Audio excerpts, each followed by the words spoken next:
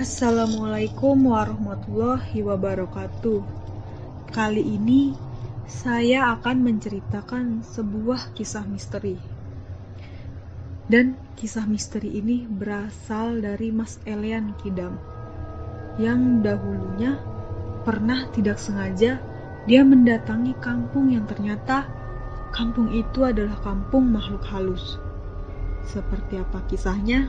Mari kita simak.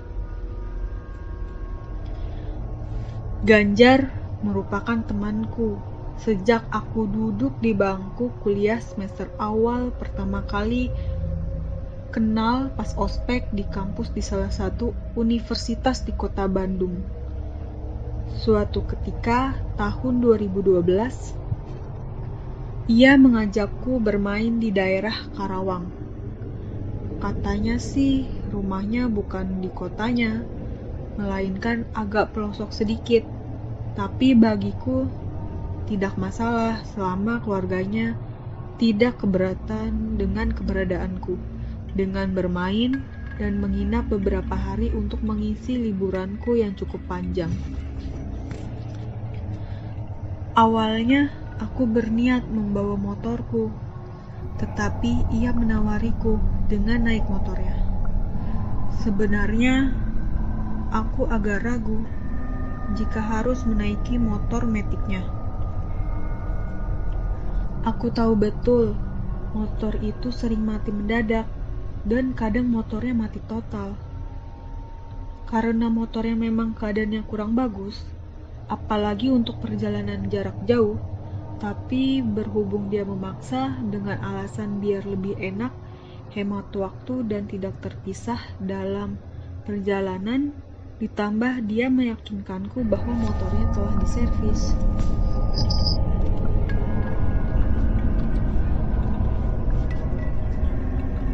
Singkat cerita, hari itu aku masih ingat, yaitu hari Kamis. Aku menitipkan motorku di kosan. Lalu kami berangkat dari kosan di daerah Jalan Pahlawan. Itu sekitar abis maghrib, jam 6:30 malam. Rencana awal ruteku yaitu Jalan Pahlawan ke arah Gunung Batu. Lalu kami melewati Cimindi sampai Padalarang dan lanjut via Cikalong sampai nanti Purwakarta dan Karawang. Ganjar mulai memacu motornya. Dan sepanjang jalan, aku sambil makan cemilan yang aku bawa. Hari itu, jalanan macet sekali, tidak seperti biasanya. Kendaraan tidak banyak bergerak, dan suara klakson mobil tidak saling bersahutan. Kami pun memutuskan memotong jalan untuk menghemat waktu. Karena perkiraan kami seharusnya jam 10 malam nanti sudah sampai di Karawang. Jalan-jalan yang kami masuki pemukiman padat warga. Kami lewati sampai akhirnya setelah melewati jalan yang berkelok-kelok, kami sampai di daerah Cimahi. Di sana aku mulai melihat Ganjar mulai menggigil dan menggeleng-gelengkan kepalanya. Sepertinya dia kurang sehat, ditambah beberapa kali dia hampir menabrak pengendara yang lain. "Sini, biar gua aja yang bawa motornya. Lu gua bonceng sambil makan roti di tas gue." Tapi Ganjar menolak. Ia cuma bilang, "Nanti kita istirahat dulu aja di tukang makanan di pinggir jalan." Ia meyakinkan dia hanya masuk angin. Dan akhirnya di dekat stasiun Padalarang, kami menyimpang dulu di dekat Pecel Lele. Aku memesan nasi pecel lele, tahu dan kol goreng, sedangkan Ganjar hanya memesan nasi dan ayam saja. Kami makan dengan lahap sampai ia tiba-tiba tersentak kaget. saat melihat jam sudah menunjukkan pukul 9 malam. Lalu ia mengajakku dengan terburu-buru untuk lanjut jalan lagi karena perjalanan kami masih lumayan panjang. Kami pun lanjut lagi berangkat melewati daerah Cikalong. Seperti biasa, di sepanjang jalan kami mengobrol, dan alhamdulillah katanya badan dia sudah agak mendingan karena perutnya sudah terisi. Motor terus berlaju. Kita mulai merasa di sekeliling kami mulai gelap dan tidak ada kendaraan yang melintas. Namun, dari kejauhan terlihat di depan kami ada cahaya lampu yang jumlahnya lumayan banyak. Ganjar mulai menghentikan motornya. Kami curiga kalau itu ada sekelompok begal yang biasanya beroperasi di jalan antar kota yang sepi seperti ini. Kami melihat segerombolan itu seperti mengayunkan sesuatu. Mereka pun berteriak-teriak dan mendekati ke arah kami.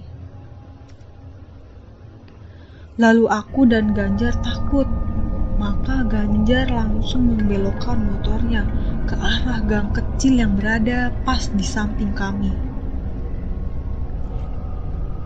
Jalan itu ternyata turunan dan gelap. Kami menyelusuri jalanan sempit itu. Kami temui pohonan bambu yang berbaris, pohon nangka, dan di situ ternyata kebun kosong.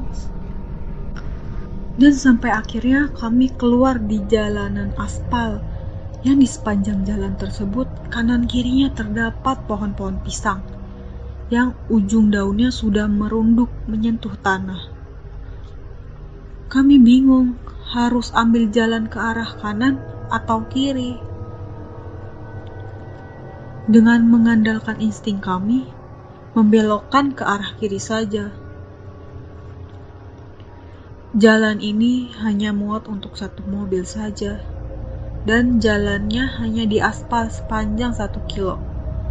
Lalu setelah itu, jalan yang kami lalui yaitu jalan yang rusak. Banyak bebatuan yang cukup besar. Motor kami tidak bisa lewat cepat. Terpaksa kami membawa motor pelan-pelan. Setelah melewati perkebunan pisang yang cukup luas itu, kami memasuki area persawahan yang cukup luas. Satu-satunya pencahayaan yaitu dari motor kami saja. Di sini tidak ada rumah penduduk, warung, apalagi orang lewat. Hanya kami mendengar suara serangga malam saja. Lalu kami terus melaju kira-kira 20 menit. Kami mulai masuk ke jalan yang semakin menyempit. Awalnya kami kira ini akan berakhir di jalan buntu atau paling parahnya salah jalan. Karena pada saat itu kami benar-benar tidak tahu sedang melewati area apa. Kiri dan kanannya gelap. Aku tahu saat itu sebenarnya Ganjar sudah mulai panik. Aku pun sebenarnya merasakan hal yang sama. Jam sekarang menunjukkan pukul 11 malam. Fix, kami tersesat. Tiba-tiba, motor yang kami tumpangi mendadak mati. Kekhawatiranku terbukti. Berkali-kali di starter, susah menyala. Kami pun mendorong motor untuk memeriksanya. Aku melihat ada batu besar di pinggir jalan. Lalu aku letakkan tas ranselku di sana, agar punggungku tidak berat dan lelah. Itu bukan batu biasa, itu adalah batu besar untuk pembatas kuburan. Itu adalah batu nisan. Kuburan, astaga. Aku benar-benar kaget saat itu. Aku mencoba perhatikan di sekeliling. Ternyata sekarang kami sedang di area pemakaman yang besar sekali dan kami panik. dan memaksakan diri untuk mendorong saja motornya sambil dihidupkan. Tapi baru saja kami berjalan beberapa meter, di kejauhan ada sorot lampu yang sangat banyak menyorot ke arah kami. Ini seperti begal yang kami temui, pikirku. Lalu kami bersembunyi di pepohonan besar yang ada di sana, sambil berdoa dengan doa yang kami bisa. Kami benar-benar pasrah saat itu. Motor-motor itu pun terdengar lagi suasananya, seperti hendak melakukan balapan liar.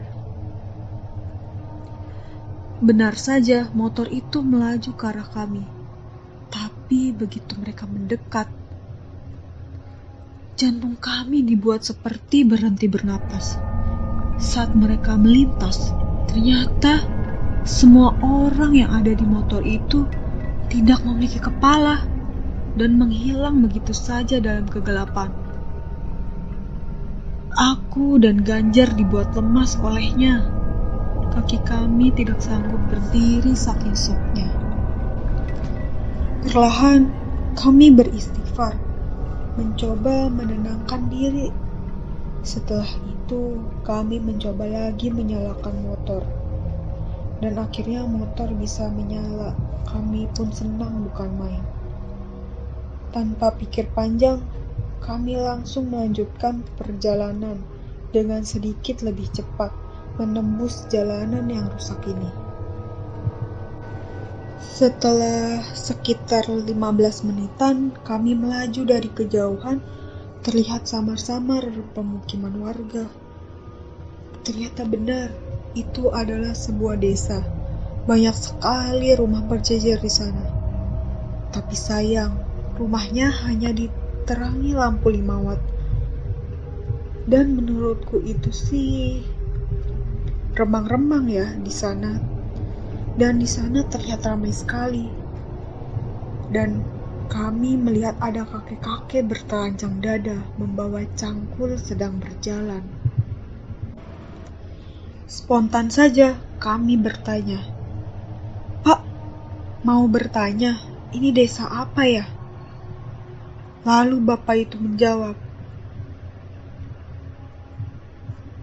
Sebelum menjawab, bapak itu terdiam sebentar, lalu menoleh ke arah kami sambil senyum dan menjawab dengan suara berat, "Dedasi."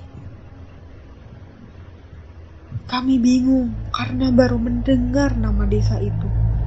Kami juga sedikit kurang nyaman ketika melihat ekspresi wajahnya yang nampak aneh.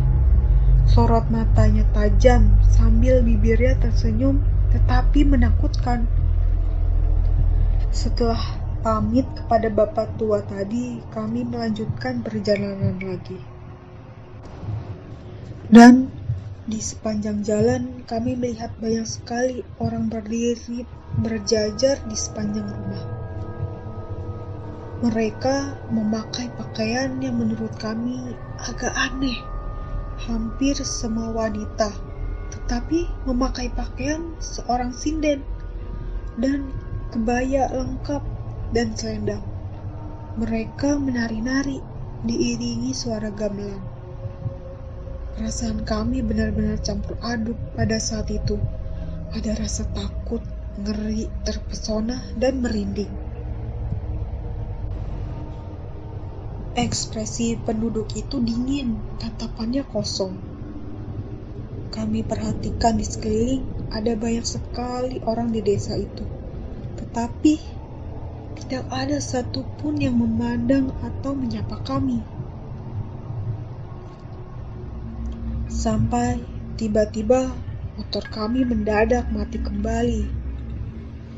Jujur, pada saat itu saya sudah mulai kesal. Ada sebuah gubuk kecil di sebelah sana.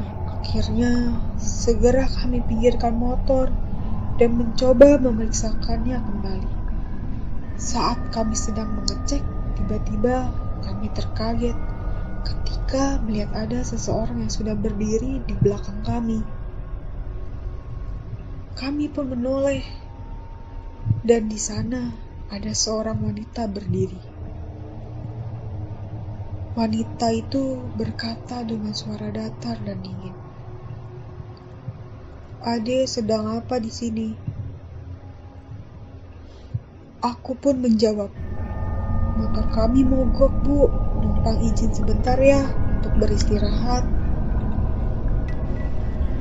Wanita itu kemudian membalikkan badan, lalu berjalan masuk ke gang kecil. Di sana, di gubuk itu, terlihat di punggungnya tertancap seperti batang bambu.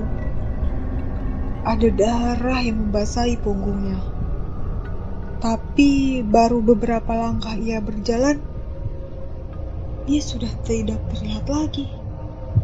Kami yang melihat itu sempat kucek-kucek mata. Cepat-cepat kami hidupkan lagi motor, dan akhirnya motor kembali nyala. Kami segera pergi berlalu meninggalkan desa itu.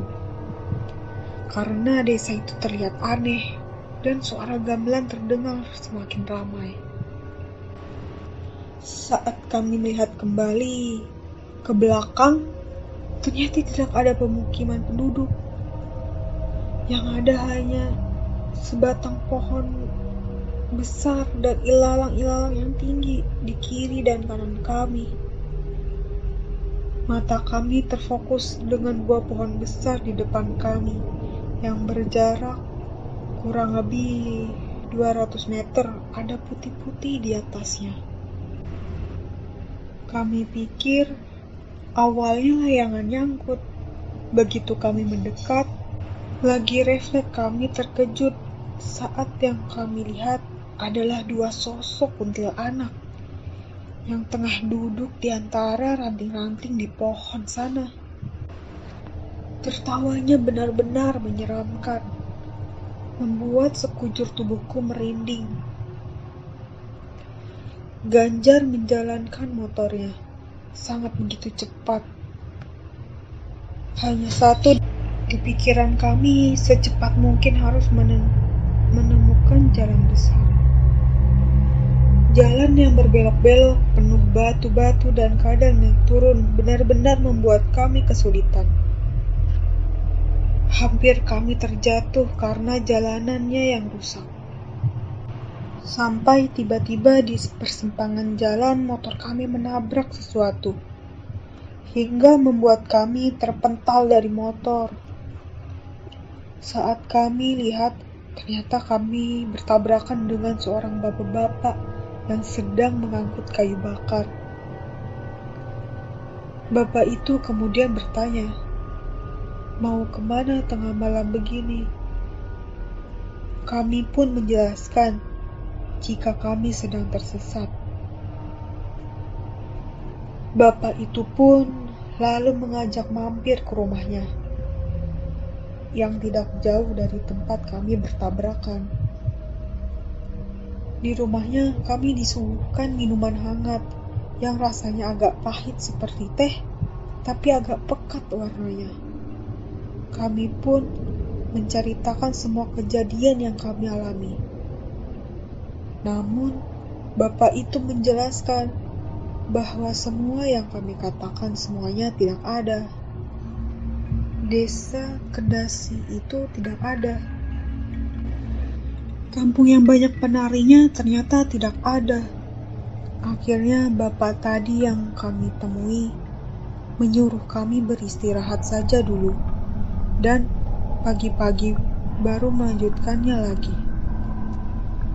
Kami menimbangkan kondisi kami saat itu, dan akhirnya kami pun menyetujuinya. Kemudian aku dan Ganjar merebahkan diri untuk menghilangkan lelah dan beristirahat, agar pagi hari kami segar kembali untuk melanjutkan perjalanan. Tak terasa, akhirnya mata kami pun terpejam. Sampai aku terbangun saat Ganjar membangunkanku. Begitu aku terbangun, betapa kagetnya, karena Ketika aku tersadar, ternyata kami semalam tidur di bawah pohon. Tidak ada ranjang tempat kami tidur. Tidak ada rumah patua itu. Bahkan minuman hangat sisa semalam tidak ada. Yang ada hanya suara burung-burung berkicau saja yang saling bersautan. Kami pun segera bergegas meninggalkan tempat itu untuk mencari jalan untuk segera sampai di Karawang. Tak jauh dari sana, akhirnya kami menemukan jalan raya yang cukup besar. Lega rasanya, kami melihat kendaraan yang berlalu lalang. Namun, alangkah kagetnya saat tahu, ternyata kami sedang berada di kampung Cikadu, daerah Subang. Itu artinya kami tersesat sangat jauh sekali.